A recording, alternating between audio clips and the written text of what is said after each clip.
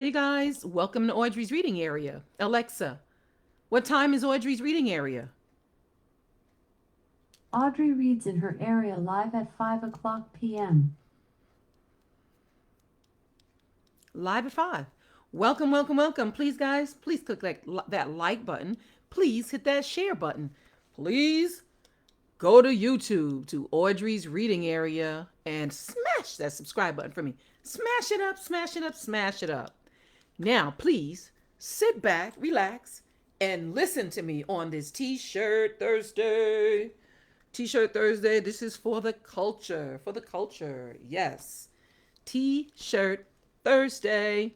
So I'll be reading a book written by Tony Dungy and it's illustrated by Amy June Bates. You can do it. You can do it. Written by Tony Dungy, illustrated by Amy June Bates. You can do it. It says, I think this is the guy on the back. We'll see. You can do it. Let's read. Let's jump right into this book and find out what it's about. Look at the illustrations. Kind of cool, right? Pretty cool. Tony's little brother, Lyndon, was having a bad day at school. To begin with, his tooth hurt a lot. And then in the middle of class, Lyndon touched his sore cheek. Wow. And he accidentally made a big, loud noise that sounded like a duck quacking. Everyone started laughing at him, except his teacher, Mrs. Lee, who said his parents could expect a call tonight. All this made it hard for Lyndon to concentrate on the lesson. Mrs. Lee went around the room asking everyone what they dreamed of being someday. When it was Lyndon's turn, he realized he was the only one who had no idea. I don't know, he answered. Maybe a duck. Everyone started laughing again. Lyndon liked it when he made people smile, but Mrs. Lee was not smiling. He couldn't wait until the bell rang so he could walk home with his big brother Tony. Mm-mm.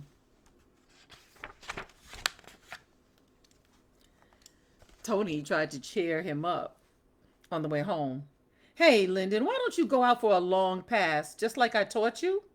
Tony called out as he pulled the football from under his arm. The ball spiraled through the air in a perfect arch and landed in Lyndon's arm with a soft thud. Lyndon waved the ball proudly.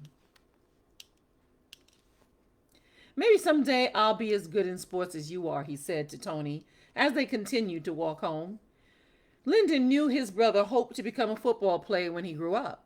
Tony could already throw a football so far and high, you might as well pack a snack to eat while waiting for it to come back down. That's pretty high. Tony playfully punched Lyndon's arm. That's cool, little brother.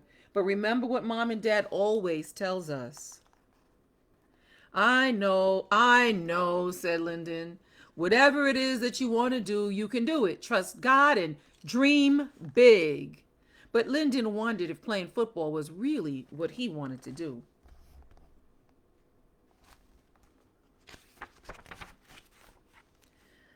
That was Mrs. Lee again, Lyndon's dad said as he hung up the phone. What did he do this time? Lyndon's mom asked. Was he quacking like a duck during math again? Actually, no, Dad replied. This time it was in English class.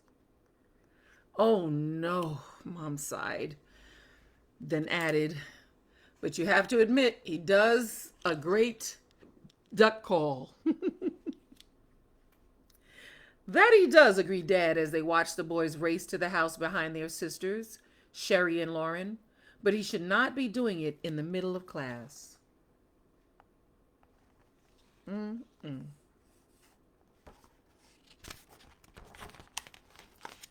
Mom, Dad, guess what we did? Asked Sherry.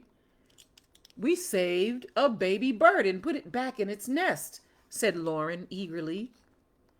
You'll both make great doctors or nurses someday, exclaimed Mom with pride.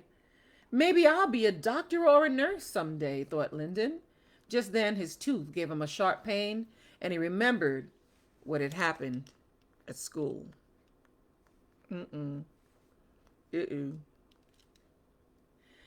Lyndon, Mrs. Lee called today. Dad took a closer look at Lyndon. Why are you rubbing your jaw?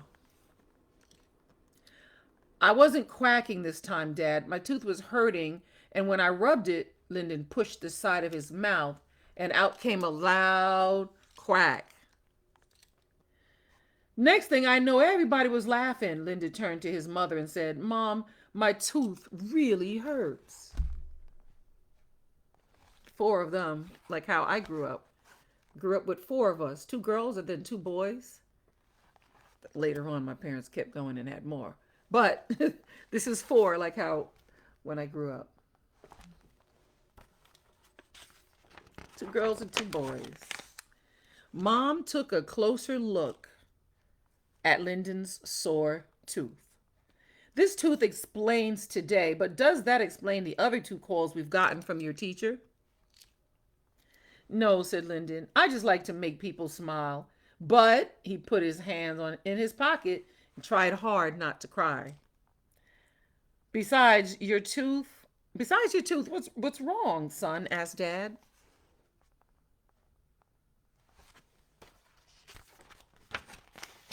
It's just that Tony and Sherry and Lauren know they're it. And I don't know my it. They're it? Asked his dad. They're it. What they dream about. What they want to be. It's like you always tell me, you can do it. Dream big. But I don't know what it is. Don't you worry about that, son. I promise you, you'll find your dream in your own time. For now, let's put something on that tooth to make you feel better, and we'll get you fixed up in the morning. But Dad could see that Lyndon was still feeling down. How can I make this better, he thought. How can I help Lyndon find his dream?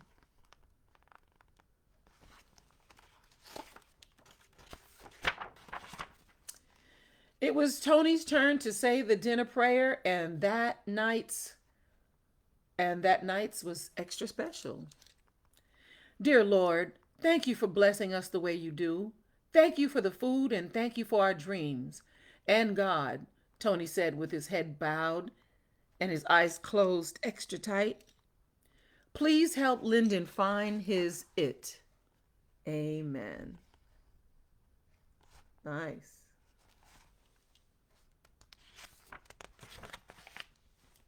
What are you thinking about? Tony asked, tossing a pillow across the room before bedtime. Is your tooth still hurting you? A little, answered Lyndon, but I was thinking about your prayer tonight. Tony, I trust God. I pray every day too, but I still don't know what my big dream is. I'm not sure, Lyndon, but God knows, and one day you will too, said Tony. But I do know one thing. I know one thing you'll be when you grow up. Really? You do? Lyndon said anxiously. Yeah, no matter what you do or how big you get, you'll still be my baby brother. My baby brother, teased Tony. And as my baby brother, you have to go to bed before me. Good night, Lyndon. Aw. Early the next morning, Dad and Lyndon were on their way to the dentist, but they had to make a stop at Dad's science lab first. There's something I want to show you, said Dad. Why don't you come look in the microscope? Lyndon peered into the lens and saw squirming squiggles and bubbling blobs. Awesome, said Lyndon with amazement. That's my it under there, said Dad with a smile. Huh? Asked Lyndon. Your it is what you love to do, and it's something God has given you the talent to do. That's what makes it so special. Son, sometimes dreams are as big as the ocean or as small as a microbe. With faith and hard work, you'll recognize your it someday. I didn't realize science was my it when I was your age. Really? So I still have time to figure it out? Asked Lyndon, feeling relieved. Plenty of time, answered Dad. Just keep having faith. Nice. Nice. One cavity filled and good as new, said Dr. Clark. That's it, said Lyndon with amazement and relief. That didn't hurt at all. He ran his tongue over the smooth surface, now filling the top of the tooth that had been causing him so much pain. He gave Dr. Clark a big smile. That's what I like to see, said Dr. Clark. I love to make people smile. Me too, said Lyndon. You're good.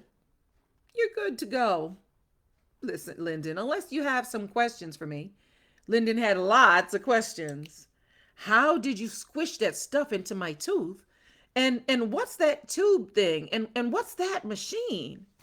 One question at a time, laughed Dr. Clark, picking up a giant set of plastic teeth. How about we start with these? The plastic teeth. He said, how about we start with these?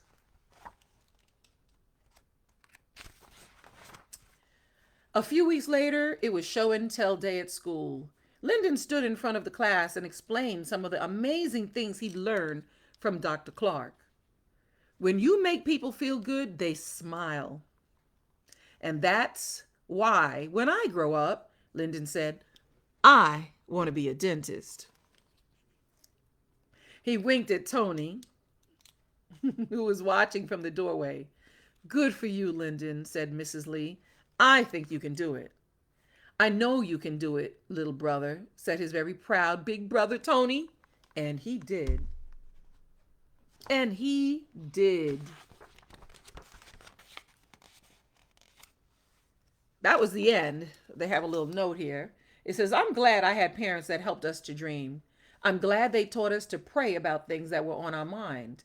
And I'm really glad that God answers our prayers. Sometimes he answers them in unexpected ways and at unexpected times. But he's always listening to us. Our parents taught us to dream. Our parents taught us to dream. Yes, but they also taught us something more important.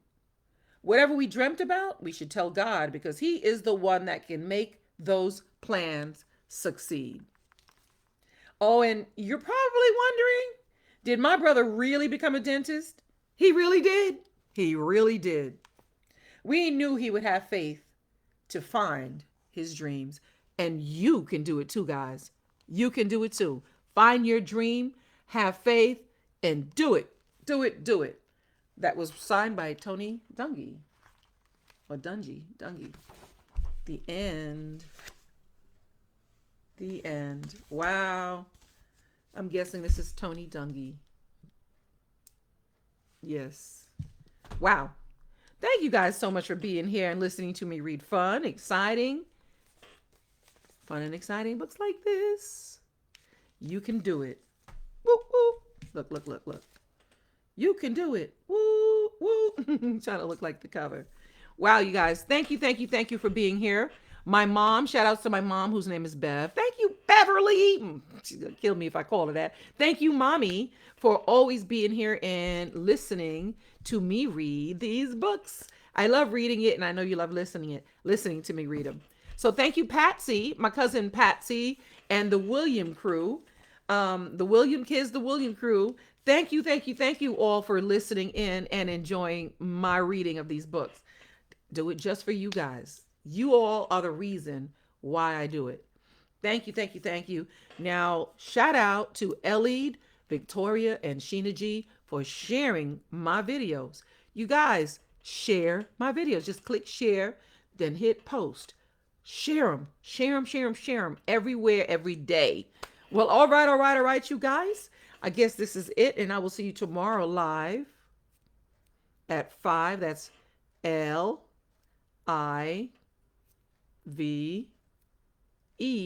Live at 5 tomorrow.